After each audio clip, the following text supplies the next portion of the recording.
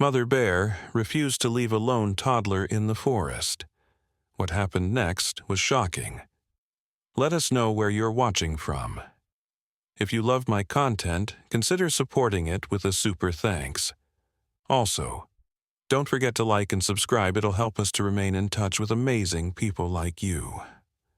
The morning mist clung to the forest floor like a ghostly blanket as 3-year-old Maya Chen wandered deeper into the woods. Her tiny fingers clutched a stuffed rabbit, its once white fur now stained with dirt and tears. She had been walking for what felt like hours, though her small legs could barely carry her much further. The towering pine trees seemed to close in around her, their branches creating a canopy so thick that only scattered beams of sunlight managed to break through. Maya's parents, David and Lin Chen, had brought her on what was supposed to be a simple family camping trip. They had set up their tent near the edge of Blackwood Forest, a place known for its breathtaking views and peaceful hiking trails. But Maya had woken up early that morning, drawn by the sound of chirping birds and the mysterious rustling of leaves.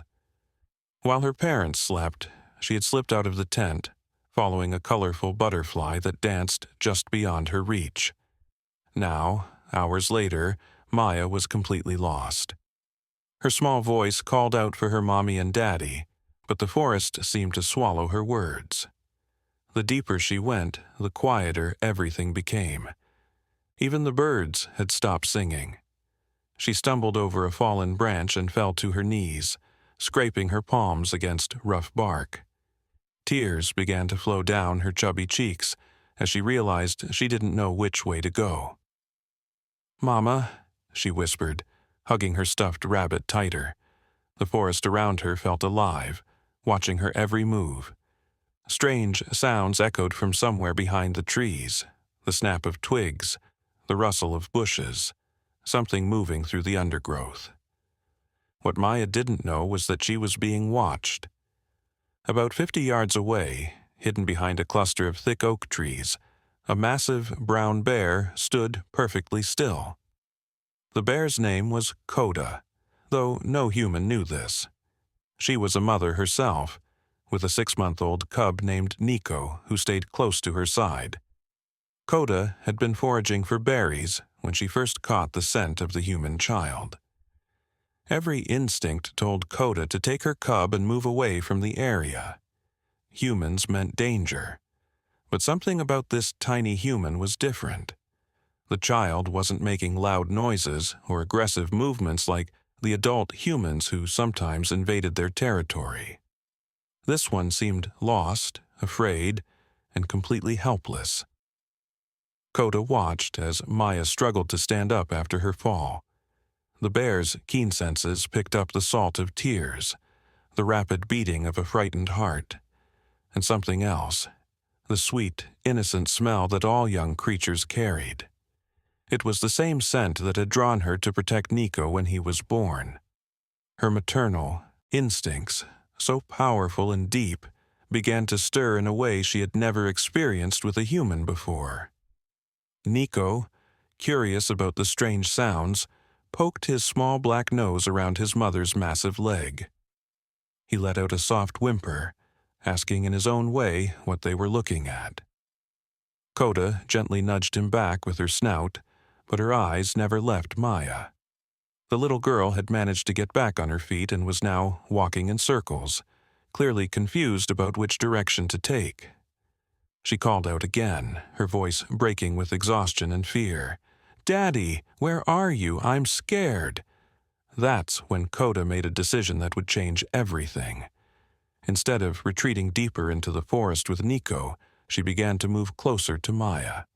Her massive paws made almost no sound on the forest floor, a skill learned through years of hunting and survival. But she wasn't hunting now. Something deep inside her chest was pulling her toward this lost child, something she couldn't understand or fight against. Maya suddenly stopped walking and turned around. Through her tears, she saw a large, dark shape moving between the trees. At first, she thought it might be her father coming to find her, but as the shape got closer, she realized it was much too big to be Daddy, much too big to be any person at all. Coda emerged from behind the trees, and for a moment both the bear and the child stood frozen, staring at each other. Maya's eyes grew wide with wonder rather than fear. She had seen bears in picture books, but never imagined they were so huge and beautiful. Coda's brown fur caught the filtered sunlight, making her look almost golden. "Big doggy," Maya whispered, not understanding what she was really looking at. She took a small step forward, still clutching her stuffed rabbit. Coda's heart began to race, but not from fear or aggression. The child's innocent reaction awakened something primal within her. She had expected screaming, running, panic. Instead, this tiny human was looking at her with the same trusting eyes that Nako used when he was hungry or scared. Behind Coda, little Nako finally gathered enough courage to peek around his mother's leg. When he saw Maya, his own curiosity got the better of him. He let out a small, playful sound that was almost like a bark. Maya giggled at the noise, clapping her hands together. "Baby doggy, too," she exclaimed with delight. The sound of Maya's laughter did something unexpected to Coda. It reminded her of the joy she felt when Nico played and explored the world around him. This human child, lost and afraid, was still capable of finding happiness in meeting new creatures.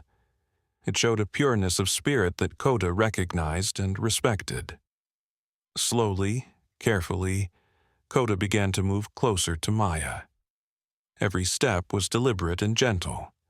She lowered her massive head slightly, making herself seem less intimidating. Her brown eyes, warm and intelligent, never left Maya's face. Maya, unaware of any danger, began walking toward Coda as well.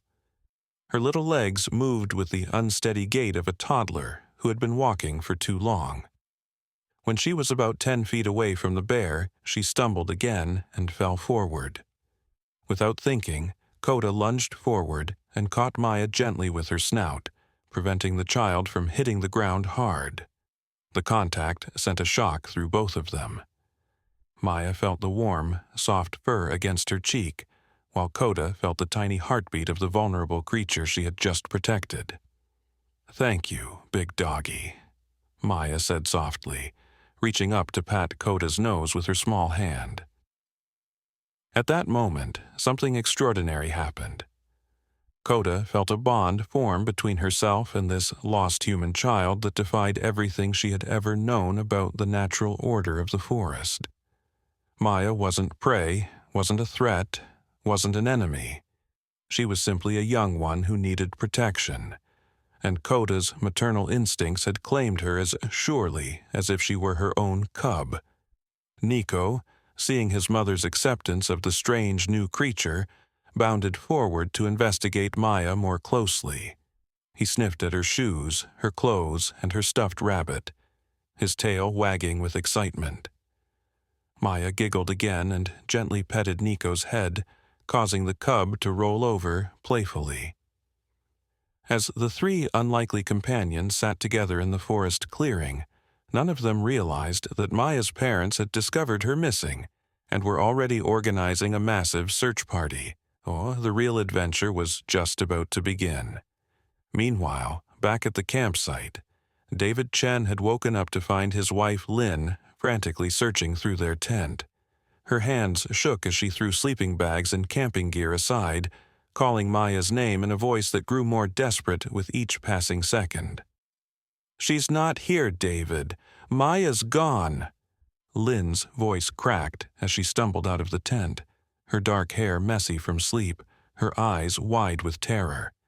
She wore only her pajamas and slippers, but she didn't care about the cold morning air biting at her skin. David shot up from his sleeping bag, instantly alert. "What do you mean, gone?"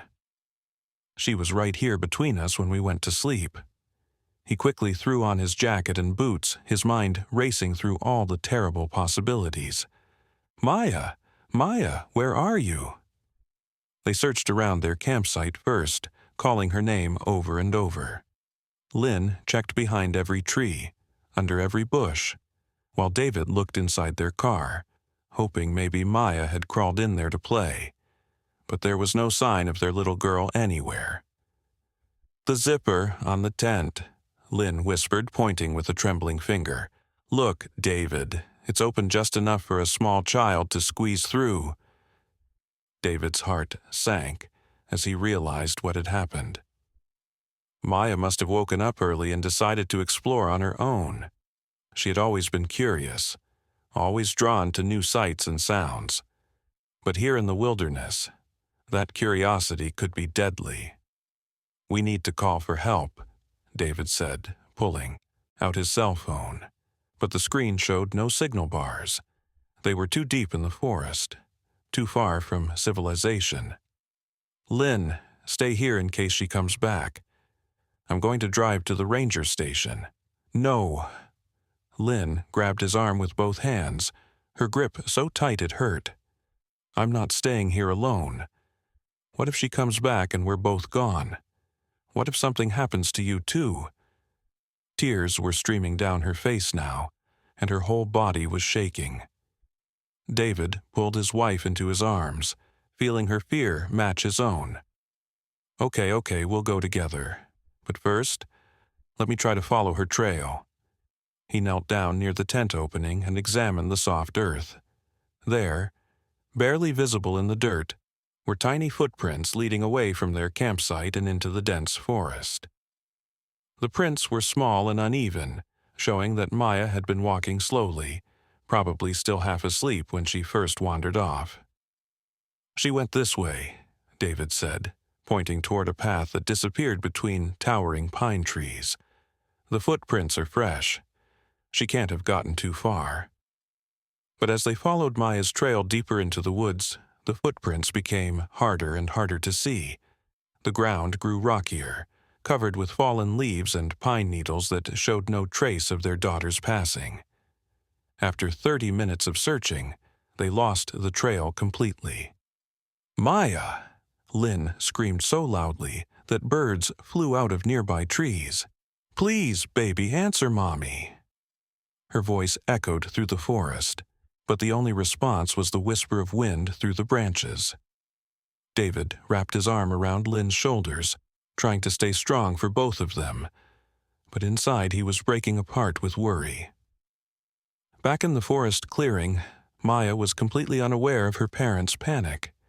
She had found a comfortable spot between Coda's massive paws, using the bear's warm fur as a backrest while she played with Nico. The cub had brought her small sticks and colorful leaves, dropping them in her lap like gifts. "You're so nice," Maya told Coda, patting the bear's leg with her tiny hand. "Are you my friend now?" Coda responded with a low, gentle rumble deep in her throat. It wasn't quite a growl, but rather the same soothing sound she made when Nico was upset or scared. Maya found the sound comforting, like a giant cat purring, but Coda's keen hearing had picked up something that worried her. In the distance, she could hear human voices calling out. They sounded distressed, urgent. Her experience with humans told her that where there were voices, there would soon be many people, possibly with loud machines and weapons. The bear's protective instincts kicked into high gear, but now she faced a terrible dilemma. Every fiber of her being told her to take Nico and run as far away from the approaching humans as possible. But looking down at Maya, who was now dozing peacefully against her warm fur, Coda couldn't bring herself to abandon the child. Maya was so small, so helpless. If Coda left, her here alone, the little girl might wander even deeper into the forest. There were other dangers out there. Wolves, mountain lions, deep ravines, and freezing streams. Maya wouldn't survive a night alone in the wilderness. Nico sensed his mother's tension and pressed closer to her side, making a small whimpering sound. He didn't understand why they weren't moving away from the human sounds like they always did before. Coda made another decision that went against every survival instinct she possessed. She would stay with Maya until the child was safe, even if it meant putting herself and Nico in danger. As if sensing the bear's resolve, Maya stirred in her sleep and opened her eyes. She looked up at Coda with complete trust, then reached into her pocket and pulled out a small, crumpled granola bar, the last of her snacks from the camping trip. "Are you hungry?" Maya asked, unwrapping the bar with her small fingers. She broke it in half, offering the larger piece to Coda. "Mama says sharing is nice." Coda had never been offered food by a human before. In her world, humans either ran away screaming or tried to drive her off with loud noises and thrown objects. But this tiny human was treating her like family, like someone worthy of kindness and care. The bear gently took the granola bar from Maya's outstretched hand, her massive teeth carefully avoiding the child's fingers. She ate it slowly, savoring not just the taste, but the gesture behind it. Maya clapped her hands happily, delighted that her new friend had accepted her gift. "Good doggy," Maya said, giving Coda another pat. Then she offered the remaining half of the granola bar to Nico, who sniffed it curiously before gobbling it up in one bite. What Maya didn't know was that her simple act of sharing had just sealed a bond that would change all of their lives forever. In the bear world, sharing food was a sign of family, of belonging to the same pack. By offering her food to Coda and Nico, Maya had unknowingly declared herself part of their family. And Coda, with her ancient wisdom and powerful maternal instincts, had accepted. The distant voices were getting closer now. Coda could hear the heavy footsteps of multiple humans crashing through the underbrush, their panic making them loud and clumsy. She stood up slowly, careful not to disturb Maya, who was still sitting between her paws. "Where are we going?" Maya asked, looking up at the massive bear towering over her. Coda looked down at the child, then at her own cub, and made a decision that would shock everyone involved. Instead of fleeing from the approaching search party, she was going to lead Maya toward them. But she would do it her way, on her terms, ensuring the safety of all three of them. The bear gently nudged Maya with her snout, encouraging the child to stand up. Maya giggled and got to her feet, automatically reaching out to hold on to Coda's thick fur for balance. Nico bounced around them both, excited by this new game. "Are we going on an adventure?" Maya asked, her eyes bright with curiosity instead of fear. Coda began walking slowly through the trees, staying close enough to Maya that the child could keep up with her short legs. Every few steps, the bear would pause and listen, her ears swiveling to track the sounds of the search party. She was leading them all toward a meeting that none of the humans could possibly expect. Behind them, the voices grew louder and more frantic. David and Lynn had been joined by other campers who had heard about the missing child. There were now 8 adults combing through the forest, calling Maya's name and beating the bushes with long sticks. "Maya, please, sweetheart, call out to Daddy." David's voice was hoarse from shouting, and his hands were bleeding from pushing through thorny branches. Lynn stumbled along beside him, tears streaming down her face, her pajamas torn and dirty. "What if we never find her? What if something terrible has already happened?" "Don't think like that," David said firmly, though his own heart was filled with the same dark fears. "She's smart, Lynn. She's our brave little girl. She's probably just playing somewhere, waiting for us to find her." But as the morning wore on and there was still no sign of Maya, both parents began to fear the worst. The forest seemed endless, full of 1,000 places where a small child could be lost forever. What they didn't know was that at that very moment, their daughter was safe and protected, walking hand in paw with the most unlikely guardian angel they could ever imagine. and this guardian angel was about to reveal herself in a way that would leave everyone speechless. Coda suddenly stopped walking and raised her massive head, sniffing the air. The human scents were very close now, perhaps only a few hundred yards away. She could smell their fear, their desperation, their love for the small child walking beside her. Maya noticed that Coda had stopped and looked up at her questioningly. "What's wrong, big doggy?" Instead of answering, Coda did something that would haunt and amaze everyone who witnessed it for the rest of their lives. She opened her mouth and let out a deep, booming call that echoed through the entire forest. It wasn't a roar of aggression or a warning to stay away. It was a call of communication, a sound that said, "Here, come here, what you're looking for is here." The sound froze every member of the search party in their tracks. Bears didn't call out to humans. Bears avoided humans at all costs, but this call seemed almost purposeful, almost like it was trying to tell them something. "Did you hear that?" David whispered to Lynn, his hand instinctively reaching for hers. It came from over there. Lynn pointed toward a thick grove of pine trees about 200 yards to their left. "But David, that was a bear. What if Maya ... She couldn't finish the sentence. The possibility was too horrible to even speak aloud.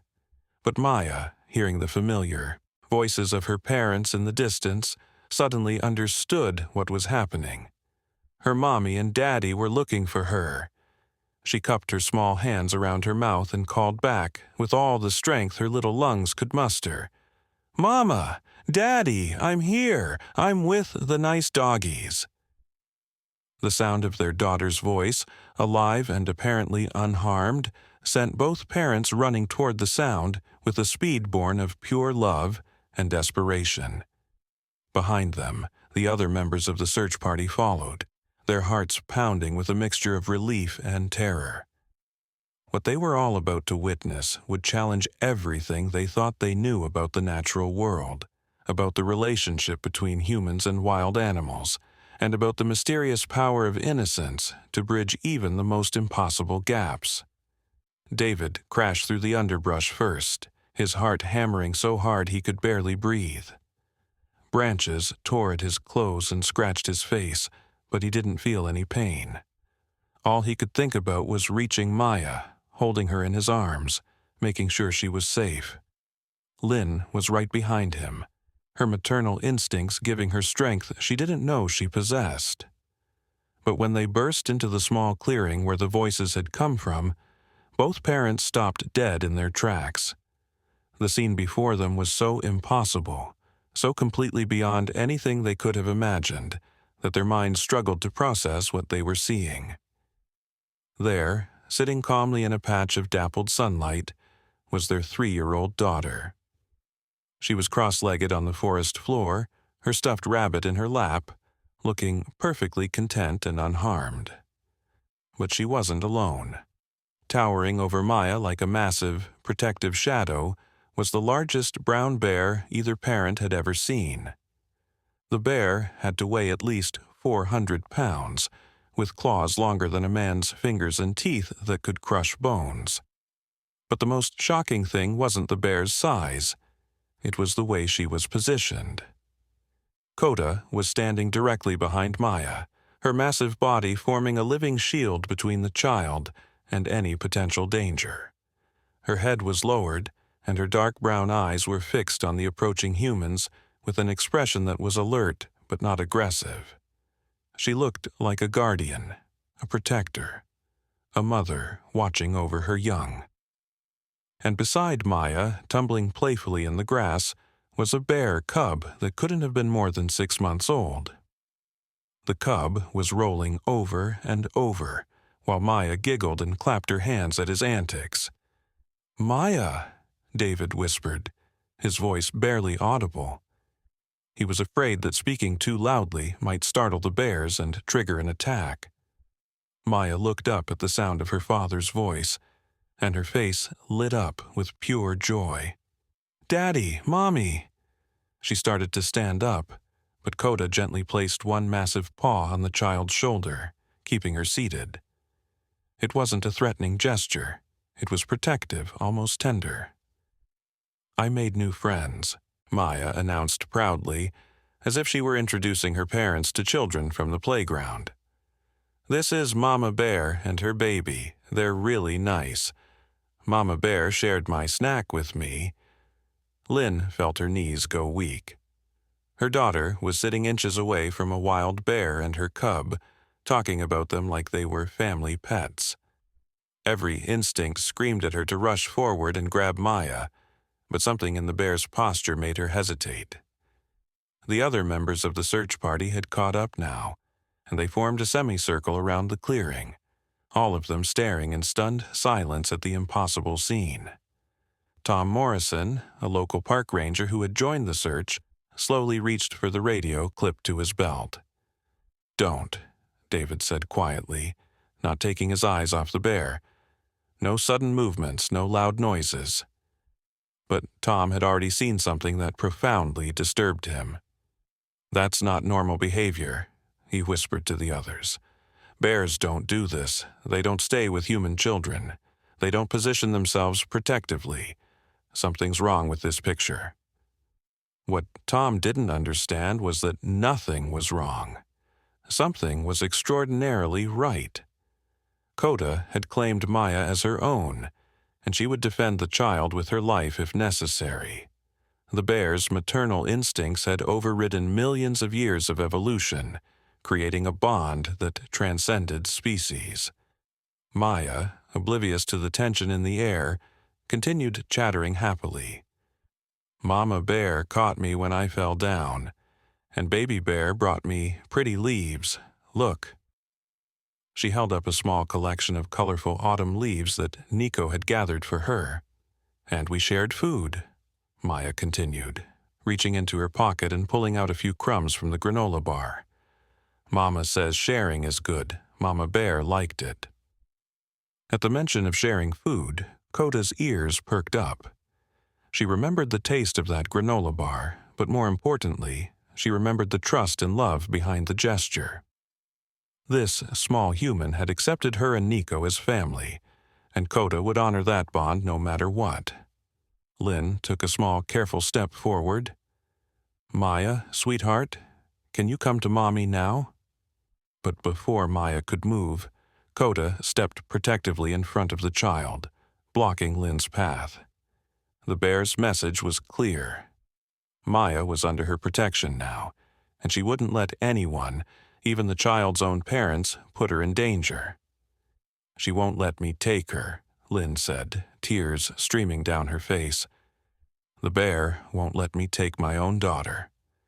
David's mind was racing, trying to figure out how to resolve this impossible situation. "Maya, are you hurt? Are you scared?" "No, Daddy, I'm not scared. Mama Bear is keeping me safe." Maya reached up and patted Coda's massive leg. "She's warm and soft, and she makes nice sounds when I pet her." To demonstrate, Maya ran her small hand along Coda's fur, and the bear responded with that same low, rumbling sound, a cross between a purr and a gentle growl. It was a sound of contentment, of family, of belonging. Tom Morrison had never seen anything like it in his 20 years as a park ranger. "I need to call this in," he said, reaching for his radio again. "We need wildlife experts, maybe a tranquilizer gun." "No!" The sharp command came from an unexpected source, Maya herself. "Don't hurt my friends. They're good. They didn't do anything bad." The 3-year-old's fierce defense of the bears sent a chill through all the adults present. Maya had formed a bond with these wild animals that was deeper than anyone could have imagined. But the situation was about to become even more complicated. From somewhere deep in the forest came another sound, a low, threatening growl that made everyone's blood run cold. This wasn't the gentle rumbling that Coda made. This was the sound of aggression, of a predator ready to attack. Coda's head snapped up, her ears pointing toward the sound. Every muscle in her massive body tensed, and for the first time since the humans had arrived, she looked truly dangerous. She knew that growl. It belonged to Brutus, a massive male bear who had been trying to claim her territory for months. Brutus was bigger than Coda, meaner, and completely unpredictable. He had killed cubs before, sometimes even his own offspring when he was in a rage. And now he was approaching the clearing, drawn by the scent of humans and the sound of voices. Maya felt the change in Coda's posture and looked up with concern. "What's wrong, Mama Bear?" Before anyone could react, Brutus emerged from the tree line on the opposite side of the clearing. He was enormous, easily 600 pounds of muscle and fury. His dark fur was scarred from countless fights, and his small black eyes burned with territorial rage. When Brutus saw the humans, he reared up on his hind legs, standing nearly 8 feet tall. His roar shook the trees and sent birds fleeing in all directions. This was what the search party had feared when they first heard a bear call. This was the nightmare scenario they had imagined. But what happened next shocked everyone, including Brutus himself. Coda immediately moved to place herself between the aggressive male and Maya. She reared up to her full height, matching Brutus's intimidating posture, and let out a roar of her own. A sound that spoke of maternal fury and absolute determination. She was telling Brutus in no uncertain terms that he would have to go through her to get to the child. "Oh my God," Lynn whispered, grabbing David's arm. "There are 2 of them now." Maya, caught between 2 massive bears, did something that would be talked about for years to come. Instead of screaming or crying, she stood up and walked calmly to Coda's side, placing her tiny hand on the bear's massive paw.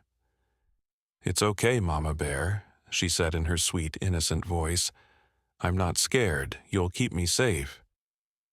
The absolute trust in Maya's voice, her complete faith in Coda's protection, seemed to give the mother bear strength she didn't know she possessed. Coda's roar became even louder, more fierce, more determined. Brutus, confused by this unprecedented situation, dropped back to all fours and circled the clearing, trying to understand what was happening. He had never seen a mother bear defend a human child before. It went against every natural instinct, every rule of the wild. The standoff continued for what felt like hours, but was probably only minutes. 2 massive bears facing each other across a small clearing, with a 3-year-old child and 8 terrified adults caught in the middle. Then, Maya did something that would change everything once again. She looked directly at Brutus and spoke to him in the same gentle voice she had used with Coda and Nico. "Hi there, Big Bear. Are you lost too? Are you looking for your family?" Brutus stopped circling and stared at the tiny human who had just addressed him without fear. In all his years in the forest, no human had ever spoken to him with anything but terror or aggression. This small creature was treating him like she had treated Coda, with respect, with kindness, with the assumption that he was capable of goodness. The massive male bear tilted his head, studying Maya with curiosity rather than rage. Her scent was mixed with Coda's now, marking her as part of the bear family. But there was something else about this child, something that called to the gentler instincts that Brutus had buried long ago. "You're really big," Maya continued, taking a small step toward him. "But you have kind eyes just like Mama Bear." Coda tensed, ready to spring into action if Brutus made any aggressive move toward Maya. But something extraordinary was happening. The child's innocent words, her fearless approach, her pure heart. It was having the same effect on Brutus that it had on Coda. The scarred old bear slowly lowered himself to the ground, making himself less intimidating. His territorial aggression was melting away, replaced by something he hadn't felt in years, the desire to protect rather than destroy. David and Lynn watched in amazement as their daughter approached the second bear with the same trust she had shown the first. "Maya, please be careful," Lynn whispered, though she knew her words were useless.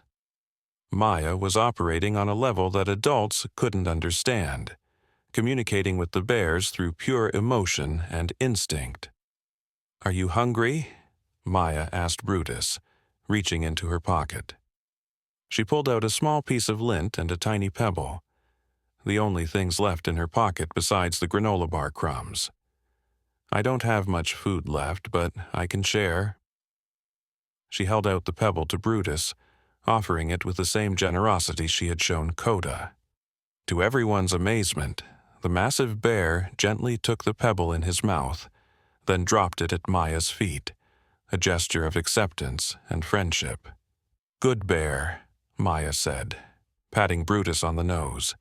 "You can be friends. With Mama Bear and Baby Bear, too, we can all be a family." At that moment, Tom Morrison realized he was witnessing something that would rewrite everything scientists thought they knew about animal behavior. These bears weren't just tolerating a human child, they were actively protecting her, accepting her, treating her as one of their own. But the most shocking revelation was yet to come. As Maya stood between the two massive bears, petting them both with her small hands, Nico the cub did something that made everyone gasp.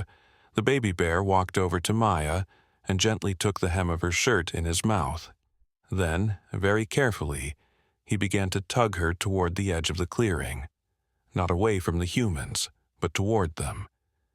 Nico was trying to return Maya to her parents. Coda watched her cub's actions and seemed to understand what he was doing. After a moment of hesitation, she began to move in the same direction, gently nudging Maya forward with her massive head. Even Brutus, the scarred and aggressive male who had never shown kindness to anyone, began to follow. The three bears were working together to reunite Maya with her family. But as they approached the line of humans, something unexpected happened that would turn this miraculous reunion into an even more incredible story. Maya suddenly stopped walking and turned back to look at her bear friends. Tears were streaming down her small face as she realized what was happening. "Are you leaving me now?" she asked Coda, her voice breaking with emotion. "Don't you want to be my family anymore?" The question hit Coda like a physical blow. She could see the pain in Maya's eyes, could smell the salt of her tears, could feel the child's heartbreak as if it were her own. This small human had given her something she had never experienced before: unconditional love and acceptance. And now Maya thought she was being abandoned again. Coda made a decision that would shock everyone present and create a situation that no one could have prepared for. Instead of pushing Maya toward her parents and then retreating into the forest, she sat down right where she was and refused to move. She would not abandon Maya. She would not break the bond that had formed between them. If the humans wanted their child back, they would have to accept that Maya now belonged to two families: her human family and her bear family. And she would fight anyone who tried to separate them permanently. The standoff that followed would test everyone's understanding of love, family, and the mysterious connections that can form between the most unlikely creatures. What happened next would make headlines around the world and challenge everything people thought they knew about the relationship between humans and the wild. For 20 minutes, nobody moved. The bears remained protectively positioned around Maya, while the humans stood frozen at the edge of the clearing, afraid that any sudden movement might trigger a catastrophic chain of events. Maya sat cross-legged between Coda and Brutus, completely oblivious to the tension surrounding her, singing a soft lullaby that her grandmother had taught her. The song drifted through the forest air like a gentle prayer, and its effect on the bears was remarkable. Coda's breathing became slower and more relaxed, while Brutus, who had never heard human music before, tilted his massive head as if trying to understand this strange and beautiful sound. Even little Nico had stopped playing and was listening intently, his small ears perked forward. David was the first to break the silence. "Maya, sweetheart, Mommy and Daddy need to take you home now. We were so worried about you." But when Maya looked up at her father, her response shocked everyone present. "I don't want to go home without my bear family. They'll be lonely without me." Lynn felt her heart breaking as she watched her daughter's fierce loyalty to these wild animals. "Maya, bears can't live with people. They belong in the forest." "But they saved me," Maya protested, tears welling up in her eyes again. "When I was lost and scared, Mama Bear found me. She kept me warm and safe, and Baby Bear played with me so I wouldn't cry.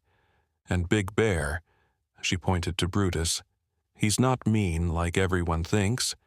He's just sad because he doesn't have a family." The last comment made everyone look at Brutus with new eyes. The massive bear, who had been feared and avoided by every human in the area, was indeed sitting peacefully beside a 3-year-old child, allowing her to pet his scarred fur without showing any sign of aggression. Tom Morrison was frantically trying to radio for backup, but his equipment kept producing nothing but static. They were too deep in the forest, too far from any cell towers or radio repeaters. "We're completely on our own out here," he whispered to David, "and I have no idea how to handle this situation." That's when Dr. Sarah Williams stepped forward. She was a wildlife biologist who had been camping nearby and had joined the search party when she heard about the missing child. Unlike the others, she wasn't looking at the scene with fear. She was studying it with scientific fascination. "This is unprecedented," she said quietly, pulling out a small notebook and pen. "I need to document everything that's happening here. The behavior we're witnessing could revolutionize our understanding of interspecies bonding." "Document it later," David snapped. "Right now we need to get my daughter away from those bears." "Actually," Dr. Williams said carefully, "I think the bears might be the key to resolving this peacefully. Look at their body language. They're not displaying any signs of aggression or stress. They're completely relaxed, completely focused on protecting Maya. If we try to force a separation, we could trigger a defensive response that would be dangerous for everyone." As if to prove her point, Maya suddenly stood up and walked over to where her parents were standing. But she didn't run into their arms as they expected. Instead, she stopped about 10 feet away and crossed her arms in a gesture of stubborn determination that was all too familiar to David and Lynn. "I'm not leaving my bear family," she announced.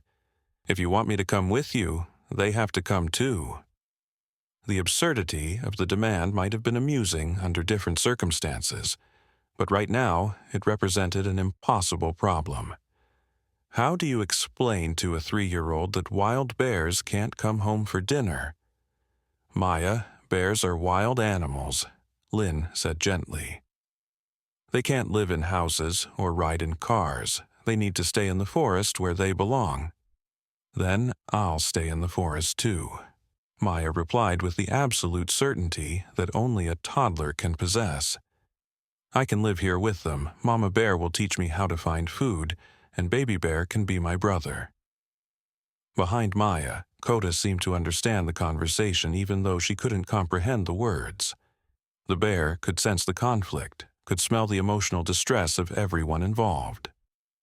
She stood up and walked slowly toward the group of humans, stopping just a few feet away from David and Lynn. What happened next left everyone speechless. Coda carefully reached out with one massive paw and gently touched David's hand. The contact lasted only a second, but the message was clear. She was acknowledging him as Maya's father, showing him respect as the alpha of Maya's human pack. Then she did the same thing to Lynn, touching the frightened mother's trembling fingers with the same gentle care she showed to Maya. It was a gesture of understanding, of shared parenthood, of mutual love for the child they both wanted to protect. "She's trying to communicate with us," Dr. Williams whispered in amazement. "She's attempting to establish a pack relationship that includes both human and bear families." But the situation was about to become even more complex. From the direction they had come, they could hear the distant sound of engines, vehicles racing through the forest roads. Word had somehow gotten out about the missing child and the bear encounter, and help was on the way. Unfortunately, the kind of help that was coming might not be helpful at all. Tom Morrison's face went pale as he recognized the sound. "That's the State Wildlife Department. They'll have tranquilizer guns, maybe even rifles. If they see bears this close to a child." He didn't need to finish the sentence. Everyone understood the implications. The arriving officers would see the situation as a threat to be neutralized, not a miracle to be preserved. Maya, hearing the approaching vehicles, looked around nervously. She might not understand all the adult conversations happening around her, but she could sense that something bad was about to happen to her bear friends. "Are those bad people coming?" she asked, moving protectively in front of Nico. "Are they going to hurt my family?" Coda's acute hearing had already picked up the sound of the approaching vehicles, and her reaction was immediate and alarming. She moved quickly to position herself between Maya and the direction of the sounds, while Brutus rose to his full height and let out a warning growl that echoed through the trees. "We need to do something," David said urgently. "If those officers arrive and see this scene, they're going to assume the worst." Dr. Williams was thinking frantically, trying to come up with a solution that would protect both Maya and the bears. "There might be a way," she said slowly, "but it would require everyone here to work together, and it would mean taking some serious risks." "What do you have in mind?" Lynn asked, desperation clear in her voice. "We need to convince the authorities that the bears aren't a threat," Dr. Williams explained. "And the only way to do that is to demonstrate the bond that's formed between Maya and these animals. We need to show them what we've witnessed." "You want to use my daughter as bait?" David's voice was sharp with anger. "No, I want to use the truth, Doctor," Williams replied firmly. "Maya isn't in danger from these bears. She's being protected by them. If we can document that, if we can prove that this is a peaceful situation, we might be able to prevent a tragedy." The sound of engines was getting closer now. They had maybe 5 minutes before the wildlife officers arrived with their tranquilizer guns and protocols for dealing with dangerous bear encounters. Maya, sensing the urgency in the adult voices around her, made a decision that once again demonstrated her remarkable courage and wisdom. She walked over to where Dr. Williams was standing and tugged on the woman's jacket. "Lady, can you help my bear family?" she asked, looking up with those innocent eyes that had already won over 3 wild bears. "I don't want anyone to hurt them. They're good bears. They just love me." Dr. Williams knelt down to Maya's level, struck by the child's maturity and compassion. "I'll try, sweetheart, but I need you to help me show the other people that your bear friends are safe to be around. Can you do that?" Maya nodded solemnly. "I can do that. Mama Bear and Big Bear and Baby Bear trust me. I'll show everyone how nice they are." What happened over the next few minutes would be recorded by Dr. Williams' emergency video camera and would later become one of the most viewed wildlife documentaries in history. Maya walked calmly back to where the 3 bears were waiting. She sat down between Coda and Brutus, then patted the ground beside her, inviting them to join her. All 3 bears immediately complied, arranging themselves in a protective circle around the tiny girl. "This is my family," Maya announced, speaking directly to Dr. Williams' camera. This is Mama Bear. She found me when I was lost and scared. She kept me warm and gave me hugs. And this is Baby Bear. He played with me and brought me pretty things. And this is Big Bear. Everyone thinks he's mean, but he's really just lonely. He needs someone to love him. As Maya spoke, she petted each bear in turn, and their responses were captured clearly on video. Coda leaned into the child's touch, making that gentle rumbling sound. Nico rolled over playfully, allowing Maya to scratch his belly. And most remarkably, Brutus, the scarred, feared, aggressive male who had terrorized this part of the forest for years, closed his eyes and sighed contentedly as Maya's small hand stroked his massive head. "See?" Maya continued, looking directly into the camera. "They're not scary, they're just big teddy bears who want to be loved." The sound of car doors slamming echoed through the forest. The wildlife officers had arrived, and they were heading toward the clearing with purpose and determination. But Dr. Williams had captured something on video that would change how everyone viewed the situation. She had documented proof that Maya wasn't a victim. She was a bridge between two worlds, a living example of the power of love to overcome even the most fundamental barriers. As the first officer appeared at the edge of the clearing, weapon drawn and ready for a dangerous bear encounter, he stopped dead in his tracks. The scene before him was nothing like what he had expected. There was no frightened child being menaced by wild animals.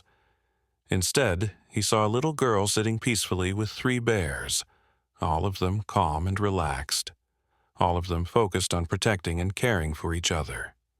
Officer Jake Martinez had been dealing with problem bears for 15 years, and he had never seen anything remotely like this. His training told him to tranquilize the bears immediately and extract the child, but his eyes told him a different story entirely. "What the hell is going on here?" he called out to Tom Morrison, not taking his eyes off the incredible scene in front of him. Before Tom could answer, Maya looked up and waved cheerfully at the new arrival. "Hi there. Are you here to meet my bear family too? They're really nice if you're nice to them." Officer Martinez felt his world shift on its axis. In all his years of wildlife management, he had operated under the assumption that bears and humans were natural enemies, that peaceful coexistence was impossible. But this 3-year-old child was proving everything he believed to be wrong. Behind him, 2 more officers emerged from the trees, followed by a veterinarian carrying a tranquilizer rifle. They all stopped at the sight of Maya sitting calmly between the massive bears. "Sir," one of the officers whispered, "what are your orders?" The child appears to be unharmed, but she's in immediate proximity to 3 brown bears. Standard protocol calls for immediate neutralization of the threat. Officer Martinez looked at the scene again, studying the body language of both the child and the animals. Everything he was seeing contradicted his training, contradicted his experience, contradicted everything he thought he knew about bear behavior. "Hold your position," he said finally. "Nobody moves, nobody shoots, nobody does anything until I figure out what's happening here." Maya, overhearing the conversation, stood up and walked toward the officers with the same fearless confidence she had shown throughout this entire adventure. Behind her, all 3 bears immediately rose and followed, maintaining their protective formation around her.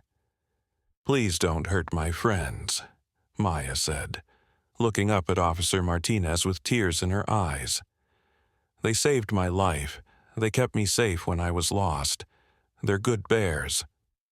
The sight of this tiny child standing protectively in front of 3 wild bears, pleading for their lives, was unlike anything Officer Martinez had ever encountered. He holstered his weapon and knelt down to Maya's level. "Sweetheart, can you tell me what happened? How did you end up with these bears?" Maya launched into her story, describing how she had gotten lost, how Coda had found her and protected her, how they had shared food and become a family. As she spoke, the bears remained calm and watchful, clearly understanding that this human was not a threat. When Maya finished her story, Officer Martinez looked around at the assembled group of adults, all of whom nodded to confirm that the child's account was accurate. "This is impossible," he said quietly. "Bears don't adopt human children. They don't form interspecies family bonds. This goes against everything we know about their behavior." Dr. Williams stepped forward with her video camera. "Officer Martinez, I've documented everything that's happened here. What we're witnessing is unprecedented, but it's real. These bears have formed a genuine family bond with this child, and they're not going to abandon her willingly." As if to prove her point, Maya suddenly yawned and rubbed her eyes. The excitement and emotion of the day were finally catching up with her. Without hesitation, Coda lowered herself to the ground and gently nudged Maya toward her warm, furry side. "I'm sleepy," Maya announced, curling up against Coda like she was snuggling with a giant teddy bear. "Can we take a nap?" Within seconds, Maya was fast asleep, her small body rising and falling with the rhythm of Coda's breathing. Nico curled up on her other side, while Brutus positioned himself as a sentinel, watching for any potential threats. The image of a 3-year-old child sleeping peacefully between 3 wild bears would become one of the most iconic photographs in the history of human-animal relationships. But for everyone standing in that forest clearing, it posed an immediate and unprecedented problem. How do you wake up a child from a nap when she's sleeping between a mother bear and a 600-pound male who have claimed her as family? And more importantly, what do you do when you realize that separating them might break not just human hearts, but bear hearts as well? The answer to those questions would require a solution that no wildlife manual had ever contemplated, and it would test the limits of compassion, understanding, and love in ways that would surprise everyone involved. As Maya slept peacefully between her bear guardians, Officer Martinez found himself facing the most difficult decision of his career. Standard protocol was clear: tranquilize the bears, extract the child, relocate the animals to a distant part of the forest or a wildlife sanctuary. But looking at the serene scene before him, he realized that following protocol would destroy something extraordinary and irreplaceable. "Dr. Williams," he said quietly, "in your professional opinion, what would happen if we forcibly separated them?" Dr. Williams looked at the sleeping child and the protective bears surrounding her. "Based on what I've observed, the trauma could be devastating for all parties involved. Maya has formed what appears to be a genuine family bond with these animals. Forcible separation could cause lasting psychological damage. And the bears? Bears are highly intelligent, emotional creatures. Coda has clearly adopted Maya as her own cub. Removing the child could trigger a grief response that might make her dangerous to humans in the future. As for Brutus," she paused, studying the massive male bear who was standing guard over the sleeping child. "His transformation has been the most remarkable. He's gone from being a territorial, aggressive loner to a protective family member. If we break this bond, we might be creating the very monster we were trying to prevent." Lin Chen, who had been listening to this conversation, felt her maternal instincts warring with each other. Part of her wanted to rush forward and grab Maya, to take her daughter away from these wild animals and never look back. But another part of her recognized the profound peace on Maya's face as she slept, the complete trust and security she felt with her unlikely family. "There has to be another way," Lin whispered to David. "Look at her. I've never seen Maya sleep so soundly. Even in her own bed, she feels safe with them." David was struggling with his own conflicted emotions. Every father's instinct told him to protect his daughter from danger. But what if the danger wasn't where he thought it was? What if trying to separate Maya from the bears would cause more harm than allowing this impossible relationship to continue? While the adults debated, something unexpected began to happen. Other animals were emerging from the forest, drawn by some invisible signal or instinct. A family of deer stepped delicately into the clearing, showing no fear of the bears or the humans. A pair of red foxes appeared next, followed by several raccoons and even a great horned owl that settled on a low branch directly overhead. "This is incredible," Dr. Williams breathed, raising her camera to document this unprecedented gathering.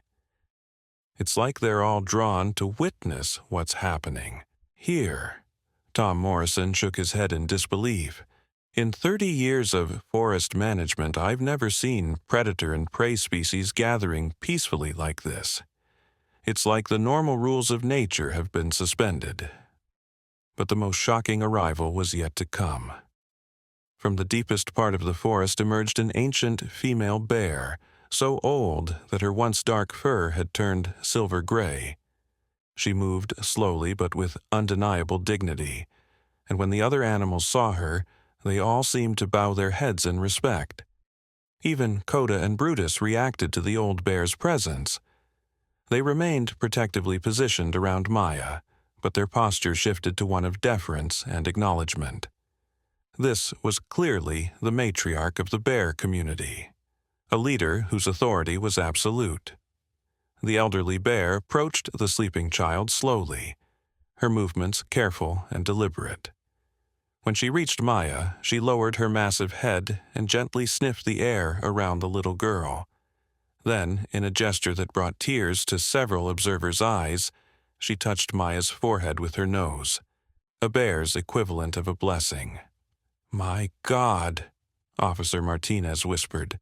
"She's giving her approval. The pack leader is accepting the child as part of the bear community." Maya stirred in her sleep, sensing the presence of the new arrival. She opened her eyes and found herself looking directly into the wise, ancient eyes of the silver bear. Instead of being frightened, Maya smiled sleepily. "Hello, Grandma Bear," she said softly, somehow understanding the old bear's significance. "Are you here to meet me too?" The ancient bear made a sound unlike anything the humans had ever heard, a deep, melodious rumble that seemed to carry the wisdom of centuries. It was a sound of acceptance, of blessing, of welcome into the family. Maya reached out her small hand and gently touched the silver bear's face. "You're very pretty," she said, "and very wise. I can see it in your eyes." Dr. Williams was frantically taking notes, trying to document every detail of this extraordinary encounter. "This is beyond unprecedented," she muttered. "This is magical. This is something that shouldn't be possible." But their peaceful moment was about to be shattered. The sound of helicopters echoed through the forest, growing louder by the second. Word of the situation had somehow reached the media, and news crews were arriving from across the region. Officer Martinez's radio crackled to life with urgent messages from his superiors. "Martinez, this is Chief Walker. We have reports of news helicopters heading to your location. I need a status update immediately. Is the child secure?" Martinez looked at Maya, still peacefully interacting with the ancient bear, while surrounded by her protective family. "Chief, the situation is complicated. The child is safe, but she's formed some kind of bond with the bears. Any attempt to extract her forcibly could be dangerous for everyone involved. Martinez, we have media incoming. This situation cannot be allowed to escalate into a public spectacle. Extract the child immediately and neutralize the bear threat. That's an order." The radio went silent, and Martinez felt the weight of an impossible choice. Follow orders and potentially destroy something miraculous, or disobey direct commands and risk his career. Maya, who had been listening to the radio conversation, looked up at the officer with tears forming in her eyes.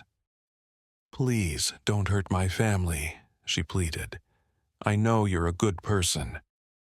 I can see it in your heart." Those innocent words hit Martinez like a physical blow. This 3-year-old child, who should have been terrified and traumatized by her experience, was instead showing more compassion and wisdom than most adults. She was thinking not of her own safety, but of protecting the creatures who had cared for her. The helicopters were directly overhead now, their rotor wash creating small whirlwinds in the forest clearing. The noise was deafening, and all the wild animals except the bears began to scatter back into the woods.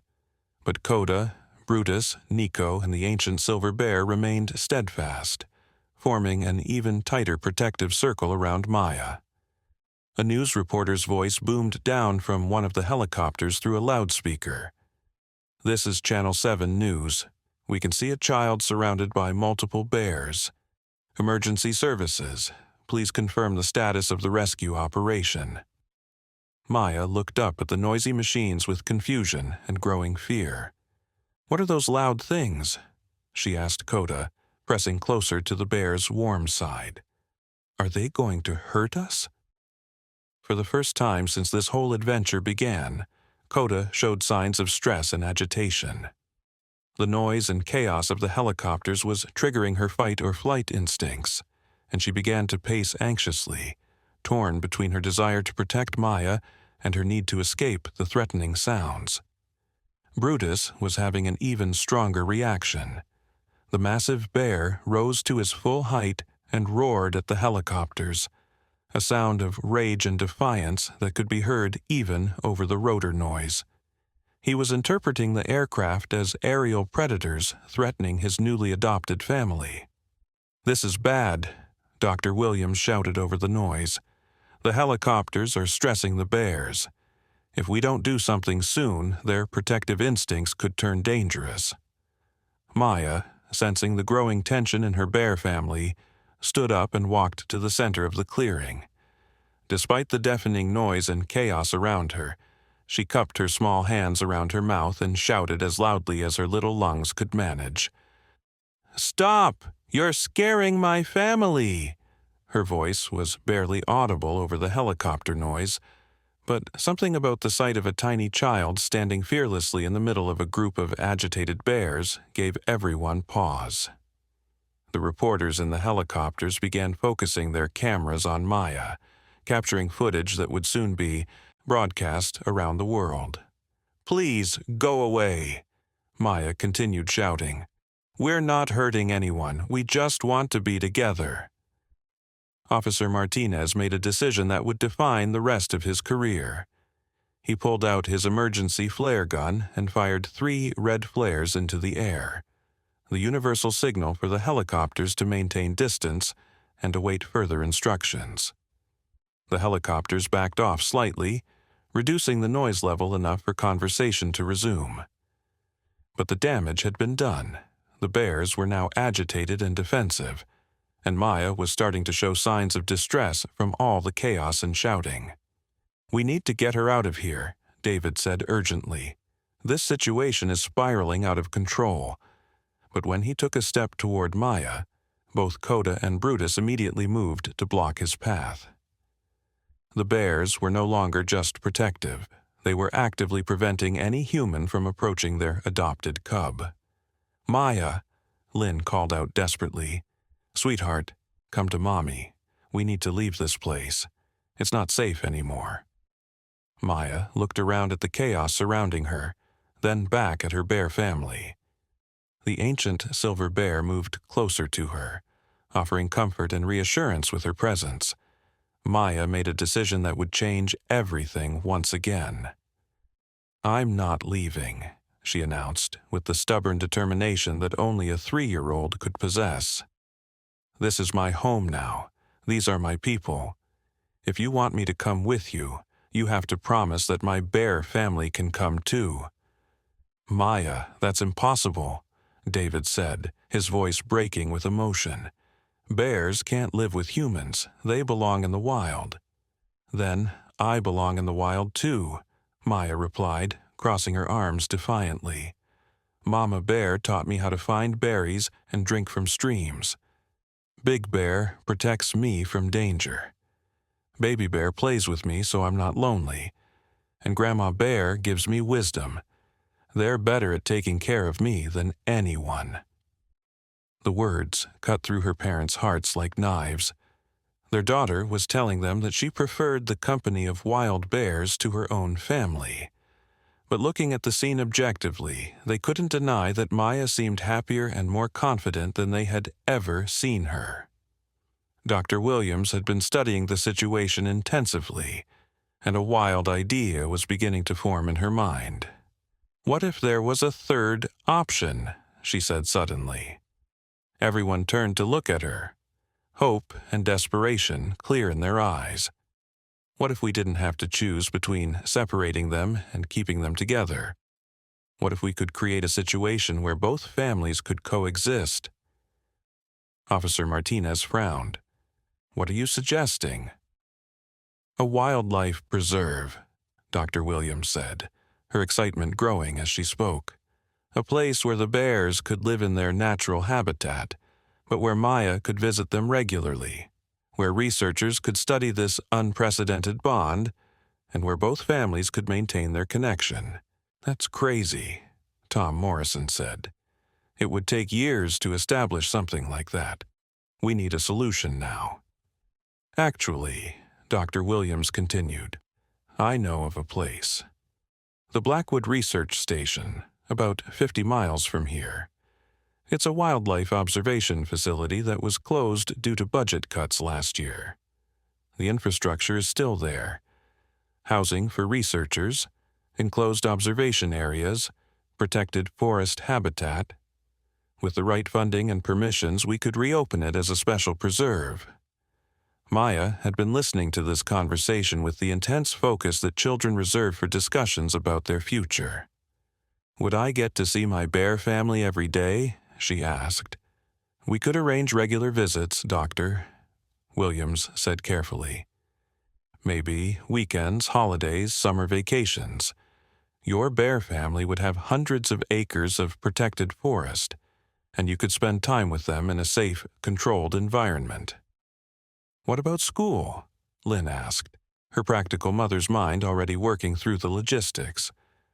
Maya will need education, socialization with other children.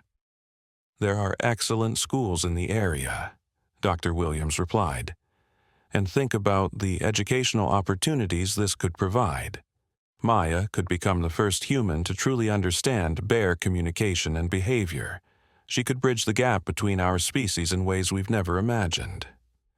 But the most important opinion hadn't been heard yet. Maya looked around at her bear family, studying their faces as if trying to read their thoughts. Then she walked over to Coda and placed her small hand on the bear's massive paw. Mama Bear, would you like to live in a special place where I could visit you all the time, where you and Baby Bear and Big Bear and Grandma Bear could be safe, and where people would promise never to hurt you? Coda looked down at the child who had changed her world, then around at her own family, Nico, Brutus, and the ancient matriarch who had given them all her blessing. Something passed between the bears, a communication that humans couldn't understand but could certainly feel. After a long moment, Coda gently nudged Maya back toward her human parents, but unlike before, there was no reluctance in the gesture. This time, it felt like a mother giving her permission for her child to explore new possibilities. I think she likes the idea, Maya said, smiling through her tears, but she wants to make sure I'll keep my promise to visit. David and Lynn looked at each other, both realizing that their lives were about to change in ways they never could have imagined. Their daughter had formed a bond with wild animals that defied explanation, and now they were being asked to restructure their entire existence around that bond. But looking at Maya's face, Seeing the love and trust she shared with these magnificent creatures, they realized they didn't really have a choice. This wasn't just about keeping their family together.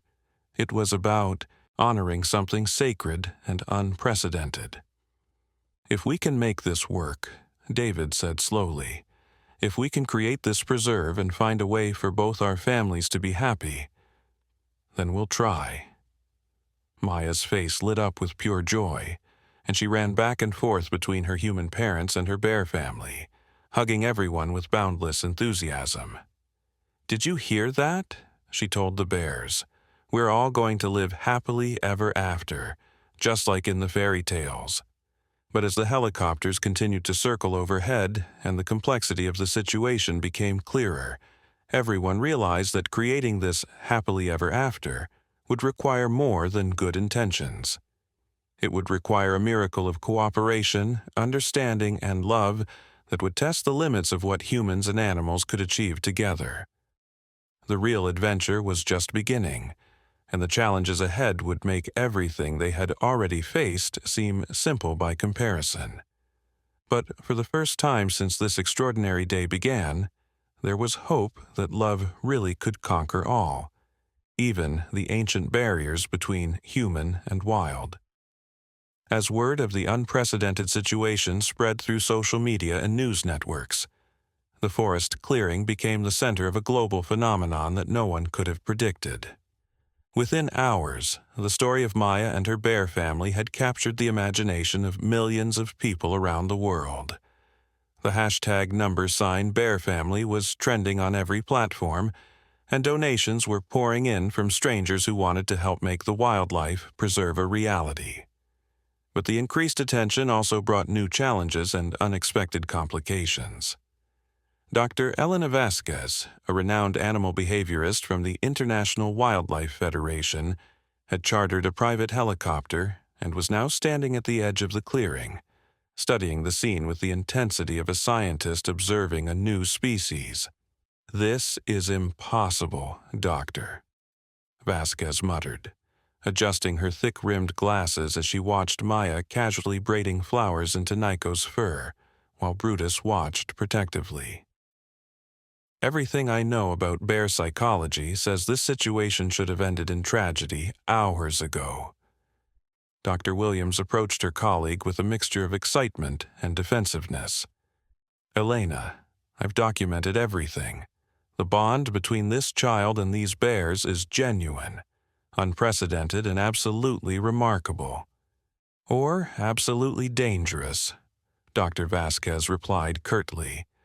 "Sarah, you're allowing your emotions to cloud your scientific judgment. These are wild animals, not teddy bears. The fact that they haven't harmed the child yet doesn't mean they won't. Bears are unpredictable, especially in stressful situations." Their argument was interrupted by a commotion near the tree line. A convoy of black SUVs had arrived, disgorging a team of federal wildlife agents led by Director James Harrison of the Fish and Wildlife Service. Harrison was a career bureaucrat known for his strict adherence to regulations and his zero-tolerance policy toward human-wildlife conflicts. "This circus ends now," Harrison announced, striding into the clearing with the authority of someone accustomed to being obeyed without question. "I don't care what kind of Disney movie fantasy you people think you're living, but these are dangerous predators in close proximity to a human child. The bears will be tranquilized and relocated immediately." Maya looked up from where she was playing with Nico, her innocent eyes taking in the stern-faced man, and the agents behind him carrying large tranquilizer rifles. "Are you here to hurt my family?" she asked, her voice trembling slightly. "We're here to protect you, little girl," Harrison said, his tone softening slightly when addressing Maya directly. "These animals are dangerous. They might seem friendly now, but they could turn violent at any moment." "No, they won't," Maya said with absolute certainty. "They love me, and I love them. Love doesn't hurt people." Harrison's expression hardened. "Officer Martinez, Why haven't these animals been neutralized? You've had hours to resolve this situation." Officer Martinez stepped forward, his hand instinctively moving to rest on his weapon. "Sir, the situation is more complex than our initial reports indicated. The child appears to have formed a genuine bond with these bears, and any attempt to separate them forcibly could result in trauma for all parties involved." "I don't care about trauma," Harrison snapped. "I care about public safety and federal wildlife regulations. These bears represent a clear and present danger, and they will be dealt with accordingly." But as Harrison raised his hand to signal his agents to prepare their tranquilizer guns, something extraordinary happened. The ancient silver bear, who had been resting quietly at the edge of the clearing, slowly rose to her feet and began walking toward Harrison. Every agent immediately raised their weapons, but the old bear's approach was so calm, so deliberate, so completely non-threatening that even Harrison hesitated to give the order to fire. The silver bear walked directly up to the federal director and sat down in front of him, looking up into his eyes with an expression of such profound intelligence and dignity that it took his breath away. "Sir," one of the agents whispered, "should we take the shot?" Harrison found himself staring into the ancient bear's eyes, and what he saw there shook him to his core. There was no aggression, no threat, no wild fury. Instead, he saw wisdom, compassion, and something that looked disturbingly like pleading. The bear was asking him, begging him, to understand something that his regulations and protocols couldn't accommodate. Maya noticed the standoff and walked over to stand beside the silver bear, placing her small hand on the old matriarch's massive shoulder. "Grandma Bear wants to talk to you," she said simply. "She's trying to tell you that we're a family now, and families protect each other." "Bears don't talk," Harrison said weakly, but even as the words left his mouth, he felt their inadequacy. This bear was communicating more clearly than most humans he knew. Dr. Vasquez, who had been watching the encounter with growing amazement, slowly approached the unlikely pair. "Director Harrison, I need to revise my earlier assessment. What we're witnessing here isn't just unprecedented. It's revolutionary. This level of interspecies communication and bonding could change everything we know about animal consciousness and emotional capacity." "It could also get someone killed," Harrison replied, but his conviction was wavering. Maya looked up at the director with those innocent eyes that had already worked their magic on so many others. "Mr. Important Man, why are you so scared? My bear family isn't scary. They're gentle and kind, and they just want to be loved. Don't you want to be loved too?" The question hit Harrison like a physical blow. This 3-year-old child had somehow identified the fear that drove his entire approach to wildlife management. The fear of the unknown, the fear of losing control, the fear of allowing emotion to override procedure. "Maya," Lin Chen called softly from where she stood with David, "come over here, sweetheart. Let the adults talk." But Maya shook her head firmly. "I need to help Grandma Bear explain. She's very wise, but she speaks bear language, not people language. I can translate." The absurdity of a toddler offering to translate for a wild bear might have been laughable in any other context. But everyone present had already witnessed too many impossible things to dismiss anything as ridiculous. Harrison found himself kneeling down to Maya's level, drawn by some force he couldn't understand or resist. "Okay, little translator, what is the bear trying to tell me?" Maya placed one hand on the silver bear's paw and looked seriously into Harrison's eyes. "Grandma Bear says that love is the strongest force in all the forests.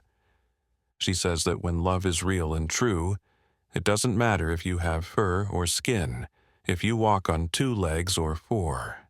She says that I belong to 2 families now, and both families will protect me forever."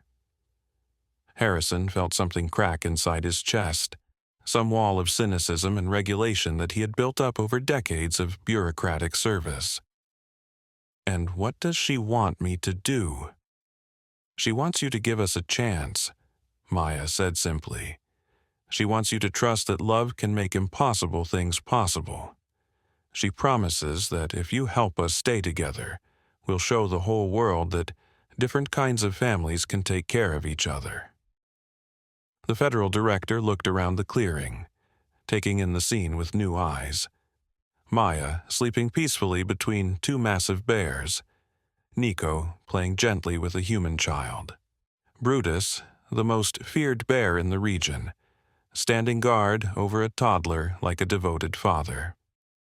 And now this ancient matriarch, communicating through a 3-year-old translator, asking him to believe in something that defied every regulation in his handbook. "Director," Dr. Williams said quietly, "we have a proposal. A way to honor both the bond that's formed here and the safety concerns that you're rightfully raising." Harrison stood up slowly, never taking his eyes off the silver bear. "I'm listening." Dr. Williams outlined the wildlife preserve proposal again, but this time with more specific details. "The Blackwood Research Station has everything we need: secure facilities, protected habitat, research infrastructure. We could establish it as a special preserve dedicated to studying interspecies bonding and communication.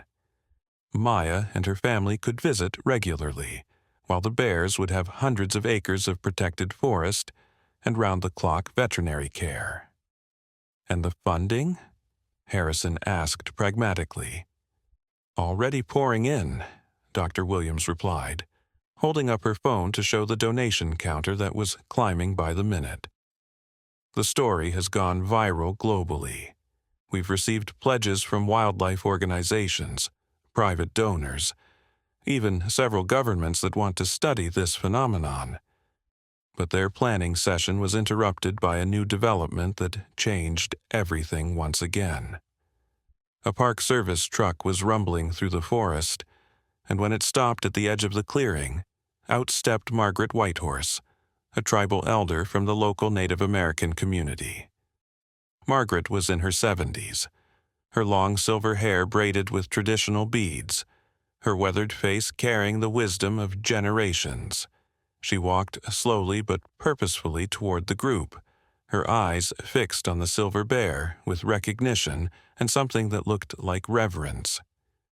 "You need to stop this," she said in a voice that carried absolute authority. "All of you. You're interfering with something sacred." Harrison turned to face this new arrival, his bureaucratic instincts immediately putting him on the defensive. "Ma'am, this is a federal wildlife situation. The tribal council doesn't have jurisdiction here." Margaret's laugh was rich and knowing.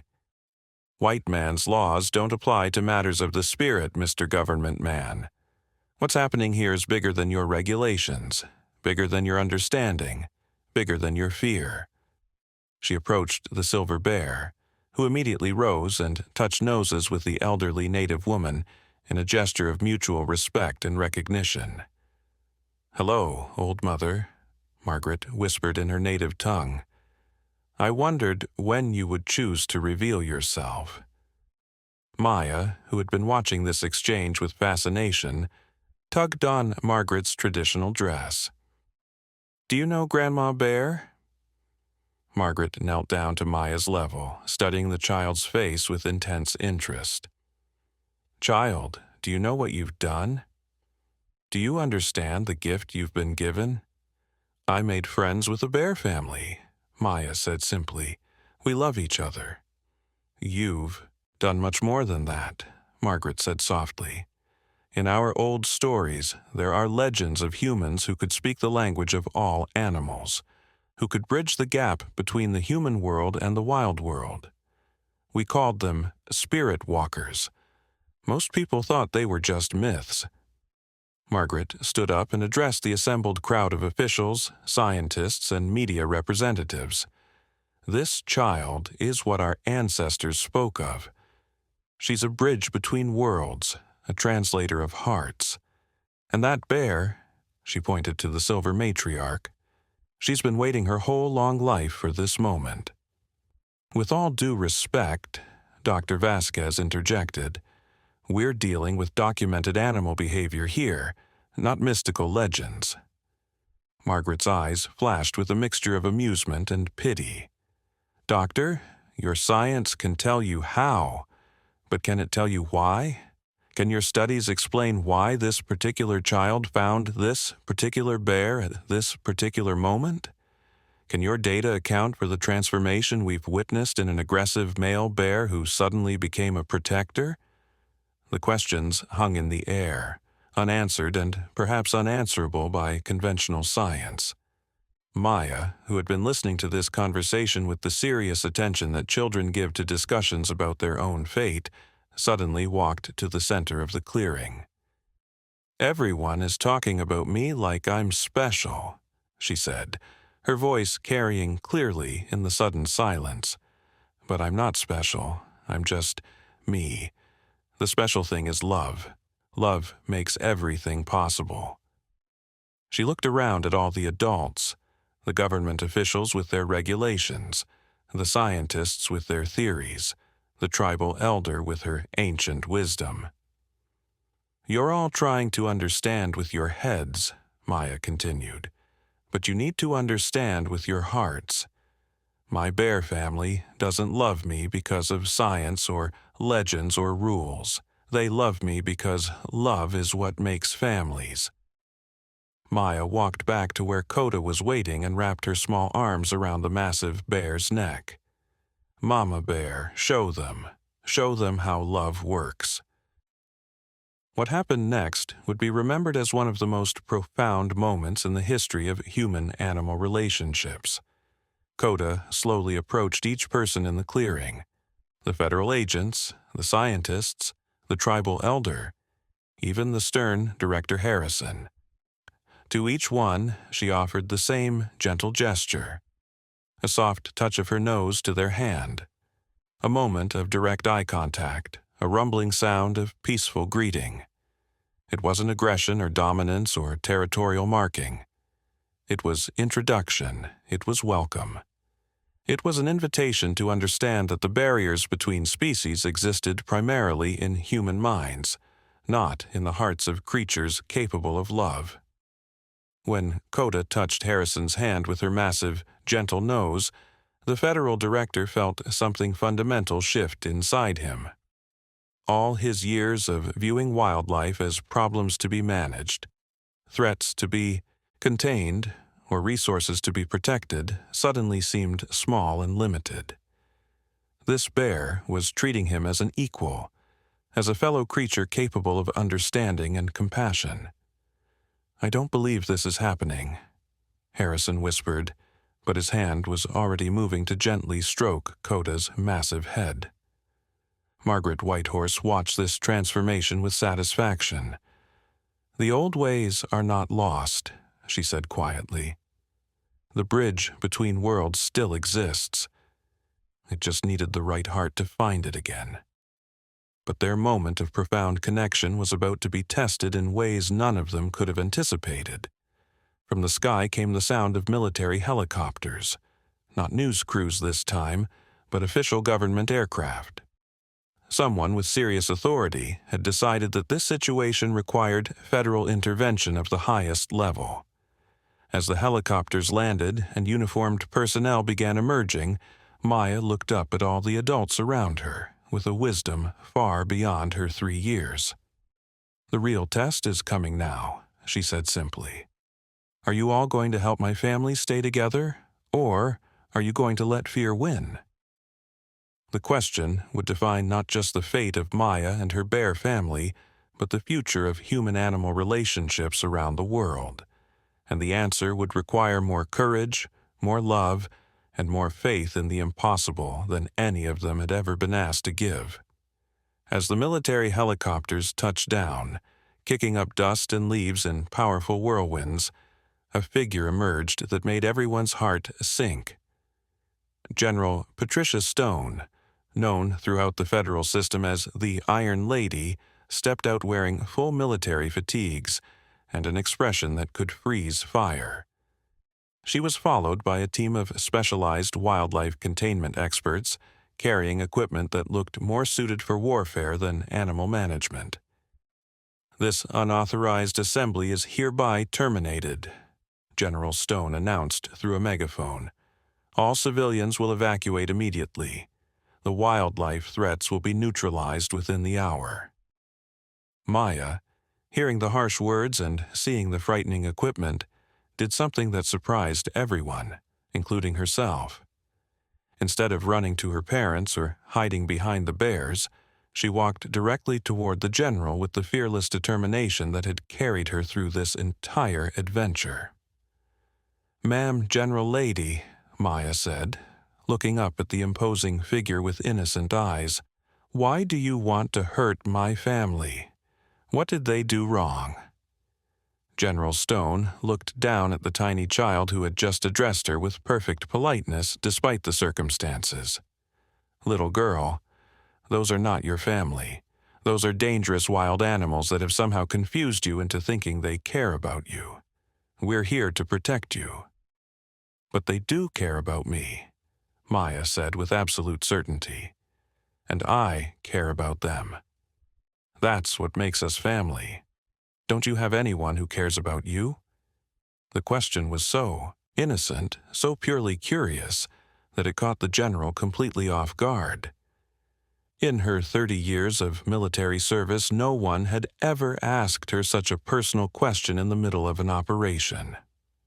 That's not relevant to this situation," General Stone stammered, momentarily losing her commanding composure.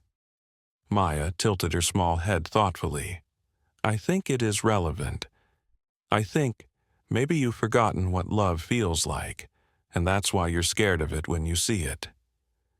Behind Maya, the ancient silver bear slowly rose to her full, majestic height. Margaret Whitehorse stepped forward, her weathered face calm but determined. "General Stone," Margaret said with quiet authority, "I invoke the sacred rights of my people under the Treaty of 1855. This land is within our traditional territory, and what's happening here is a matter of spiritual significance that falls under tribal jurisdiction. Native treaties don't override federal wildlife regulations," General Stone replied, but there was uncertainty in her voice. "Actually, they do," came a new voice from the edge of the clearing.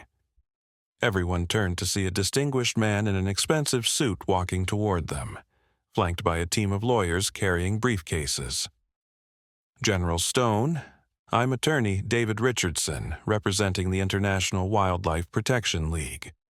We've filed emergency injunctions in federal court to prevent any interference with this unprecedented scientific discovery." The general's jaw tightened. "Mr. Richardson, this is a matter of public safety, not scientific research." "Then perhaps you should listen to the public," Richardson replied, holding up a tablet showing social media feeds. "The entire world is watching what happens here. There are protests forming in 50 major cities demanding protection for Maya and her bear family. The president's office has received over 2 million calls in the past hour." General Stone looked around the clearing, taking in the scene with military tactical awareness. She saw the bears, calm and protective around Maya.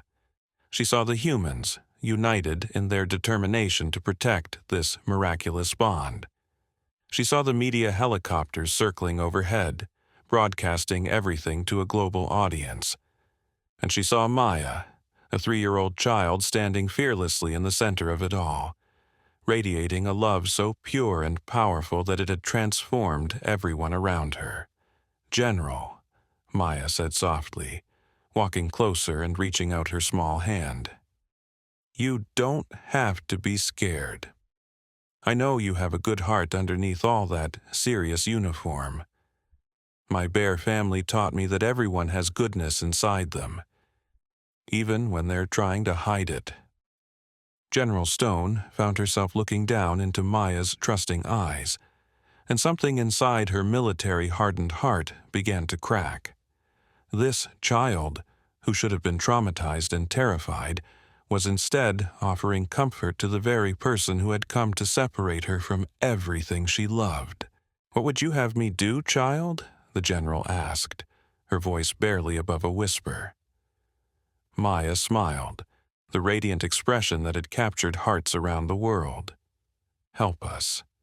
Help us show everyone that love is stronger than fear, that families come in all different shapes and sizes, and that magic happens when we choose to believe in it." The general looked around the clearing one more time. She saw Director Harrison, the federal bureaucrat, now sitting peacefully beside Brutus, the supposedly dangerous bear. She saw Dr. Williams documenting the impossible behaviors that were rewriting scientific understanding. She saw Officer Martinez, who had chosen compassion over protocol. She saw Margaret Whitehorse, whose ancient wisdom had revealed the spiritual significance of these events. And she saw Maya's parents, David and Lynn, who had found the courage to trust in something beyond their understanding, because they loved their daughter more than they feared the unknown. "Stand down," General Stone said quietly into her radio. "All teams, stand down and maintain perimeter only." "General, are you certain?" came the response from her command center. General Stone knelt down to Maya's level, and for the first time in decades, allowed her military facade to drop completely. "I'm certain," she said, her voice thick with emotion. "Some things are more important than regulations." Maya threw her small arms around the general's neck in a spontaneous hug that brought tears to the eyes of everyone watching. "Thank you for choosing love," she whispered. In the months that followed, the Blackwood Research Station was reopened as the Maya Chen Interspecies Communications Center, funded by donations from around the world and supported by an unprecedented coalition of government agencies, scientific institutions, and tribal authorities. The facility became a place where the impossible happened daily, where the bonds between humans and animals were studied, celebrated, and nurtured. Maya spent her weekdays in school and her weekends at the center with her bear family. She learned to read not just books, but the subtle communications of creatures who had never been understood by humans before. Coda, Brutus, Nico, and the ancient silver matriarch became ambassadors for their species, teaching visitors that love truly knows no boundaries. Dr. Williams published research that revolutionized animal behavioral science, while Margaret Whitehorse served as the center's spiritual advisor, helping people understand that some bonds transcend scientific explanation. General Stone retired from the military and became the center's head of security, dedicated to protecting the magic she had almost destroyed. And Maya grew up knowing that she lived in a world where anything was possible, where love could bridge any gap, where families could be formed by choice rather than just by blood. She became living proof that sometimes the most profound truths are spoken by the smallest voices, and that the courage to love without limits can change the world. The ancient silver bear, whom Maya always called Grandma Bear, lived for 7 more years, far longer than anyone expected. On the day she finally passed peacefully in her sleep, Maya was holding her massive paw, whispering stories about all the wonderful things they had accomplished together. "Did I do good, Grandma Bear?" Maya asked, tears streaming down her now 10-year-old face. And as if in answer, a gentle breeze stirred through the forest, carrying with it the sound of wind chimes that seemed to say, "You did more than good, little spirit walker. You reminded the world how to love." Maya smiled through her tears, knowing that some bonds are so strong they transcend even death, and that the love she had discovered in a forest clearing would ripple outward through generations, touching hearts and changing lives in ways she could never fully imagine.